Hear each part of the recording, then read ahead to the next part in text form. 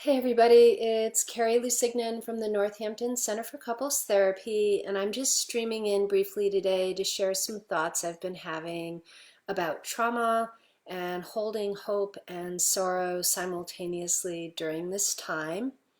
I think I decided to speak today for a couple of reasons. The first of which is, at this point, I think a lot of us are feeling really saturated with a lot of hard, tough news and a lot of headlines that keep speaking to the same thing, with the flashing lights just being crisis, warning, danger, sadness, and sort of the fatigue that has put on my own nervous system, and hearing people I work with and care about reflect back similar fatigue. I thought maybe it's time to talk a little bit about hope and to talk a little bit about trauma in a different context. Because when we hear about trauma, we think about trauma, we tend to have a pretty heavy negative association with it. If you just look up the definition of trauma, like in the dictionary, it says, to be on the receiving end of a deeply disturbing event. In my field, the field of psychotherapy, we layer onto that not just to have been exposed to a deeply disturbing event, but to also often be in an event that is upsetting, deeply disturbing, traumatizing, um, and alone. To feel as though nobody was there to hear us, to help us, to have our back. And the field of therapy has come to that based on years of looking at people going through all sorts of traumatizing things, natural disasters, war, abuse. And what we've seen is that people who go through what we would call adverse experiences, a lot of times we're looking at adverse childhood experiences, but even just adverse experiences in adulthood, tend to fare much better in terms of health and healing and resilience when they go through traumatizing situations and they don't feel alone. There are also other factors that are associated with going through traumatizing experiences and coming out well. And I want to just speak a little bit about what those are. And I also want to put out the idea that trauma in and of itself, and this is kind of provocative to think about, but I almost want to say, like, let's take it out of the it's good or bad category. Let's take it out of like it's black or white. Trauma is, right? Famine, war, disease, tragedy, these things happen. We can't avoid them. And in some way, part of what comes out of trauma a lot of times can be amazing. I think great artwork comes out of it, new inventions, science, humanity can really thrive in crisis at times. So it's part of a larger system. So the reason I'm bringing this up right now is because COVID-19 is kind of uniquely one of those things that's traumatizing us as a people, not just us as individuals, and it's hitting people on many different levels. Some of us it's hitting because we are directly involved with it. We're working on the front lines, we're essential workers. To greater or lesser degree, we're looking at our own health or the health of those we love being at stake. But it's also traumatizing us as a people vicariously through the media, through the uncertainty and the unknown threat it presents, through the loss, the active loss of so many things that feel intangible but are happening on a daily basis. So, we just passed Passover and Easter. Rituals, ceremonies, ways that we're used to being with our families are sort of slipping away from us in this way that's very elusive. And so there's a component of grief to this too. And it's a type of grief that feels a little intangible. So I want to tell you, what do I know about trauma? And maybe a little bit about who I am to speak on trauma. So I'm a couples therapist. We see about 1,000 couples so far at my center. But I'm also a human being. I'm 51 years old. I've been through a lot of personal life experiences over the years. since childhood that have taught me many different things about how to navigate trauma. And some of the things that I've learned that are just real gems and takeaways that I think can be applied right now are as follows. Um, the first is about finding meaning, and there's more information about this coming out. The New York Times just had a great article. It was about tragic optimism. Meaning making, going back to Viktor Frankl, going back to man's search for meaning, going back to when we are in circumstances that are beyond our control and we don't know what could happen to us on any given day or to those we love. How do we fare during that? And what's the difference between the people who come out of that okay, who come out of that hurting, who come out of that kind of neutral? And one of the things that can most profoundly shape how we come out of anything, whether it's relationship crisis or a trauma or COVID-19, has to do with the stories that evolve during it. So thinking about sort of, what does this mean for me right now? What does this mean for my family? What am I learning? How am I going to go through things differently? How might I change? What is the story I'm telling myself, to use the words of Brene Brown? And is that story a story that's malleable and continues to evolve over time? I highly recommend, if you haven't read it, it's a classic. A lot of you probably have read it, but I highly recommend reading Viktor Frankl's Man's Search for Meaning right now. It's a teeny little book. It was written in the concentration camps of World War II.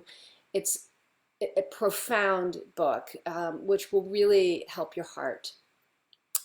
The next thing I want to talk about, which we're all talking about a lot, so it may sound a little cliche, but it feels really important, is the concept of finding gratitude. And this is a really tricky concept because simultaneously, I think a lot of us are feeling gratitude for what we have, right, on any given day, if we're healthy, if we're well, if we've recovered from COVID-19, if our family members are healthy. And we're also feeling a little bit of guilt if we have something to feel gratitude over, because we're aware that there's so much collective suffering right now, right? And Brene Brown talks about this as comparative suffering. Comparative suffering, when we talk about how my pain is a pain, but it's not as big as this person's pain. So who am I to allow myself to feel this pain right now? Well, what I can tell you is that the research conclusively shows that if we don't allow ourselves to feel pain, one, we don't necessarily get rid of it. We actually avoid vulnerability, and we set ourselves up for more trouble down the road, including in our relationships. And two, if we don't allow ourselves to feel pain, it actually messes with whether or not we can feel gratitude. Because I think gratitude doesn't happen in a vacuum. Gratitude happens in contrast to other things. You know, we appreciate what's good about our health, or what's good about having food, or what's good about seeing a loved one on any given day, because we're also simultaneously aware of loss, aware of pain, aware of risk. And that gets into the last piece. I think it's the last piece that I wanted to, well, it's one of the last pieces I want to speak to, which is the concept of holding hope and sorrow side by side. I think this is so important because many of us tend to lean one way or the other. We tend to want to lean more towards being optimistic, more towards not wanting to dwell in things, not wanting to be negativistic. And it's very well intentioned. It comes from a place that really wants to feel good and have others feel good around us. Other people would tend to tip more towards a cynical side, more towards a glass is half empty lens, more towards despair. And that has its merits too. It's rooted kind of in stoicism. It's rooted in sort of being prepared for the worst and then surprised by the best. But the thing is, you can't really dwell in one or the other. If you want to live wholeheartedly, if you want to navigate trauma with resilience, what it's going to take is simultaneously being able to stay with hope, stay with optimism that's grounded, tragic optimism, and be aware of like the uncertainty. Be aware of the fact that, things aren't the way they were, that there is loss here, there is grief to sit with. Sitting with hope and sorrow simultaneously is inherently an emotion embracing stance. And we know from the research of John Gottman that our emotional intelligence, our EQ, is most correlated with how well we and our children do in the future, in the years to come, and while navigating a trauma. Brene Brown's research also substantiates this. What she talks about is how emotional literacy is really key to our health. And emotional literacy, based on her most recent research, I heard her say, actually involves having about 30 to 35 words on the tip of our tongue that can describe various feelings. So it's nuanced, right? And what we know is that most human beings go habitually to between 1 and 3 core emotions: fear, anger, sadness, maybe disgust, and oftentimes numbness, right? But can you get in there and like access more feelings, really pause and make room for them? And as important with your kids, as you're sitting with your kids, if they express emotions, can you catch yourself before you go to reassure? And then can you pause and look at how you're reassuring? If you reassure your kids by just trying to cheer them up or pointing out, what seems most optimistic, while the intention is good, you simultaneously, perhaps unintentionally, end up dismissing a whole world of emotions that they're having. So it's really important to embrace emotions. I guess the last thing I just want to speak to is the concept of common humanity. In terms of navigating trauma, in terms of navigating pain, common humanity is really different than comparative suffering. As I said before, comparative suffering is when you sort of take your pain and you hold it up to someone else's, and you don't really give yourself room for your pain, especially if you see other people have it worse. You kind of say, well, I really shouldn't complain or cry about that because at least I'm healthy, or at least I have a home, or at least I'm not in a city, or whatever it is. And that actually, while it sounds gracious and humble, makes things worse. Common humanity, on the other hand, acknowledges that there is suffering in this world. It's kind of very Buddhist at its base, right? Life is permeated with suffering.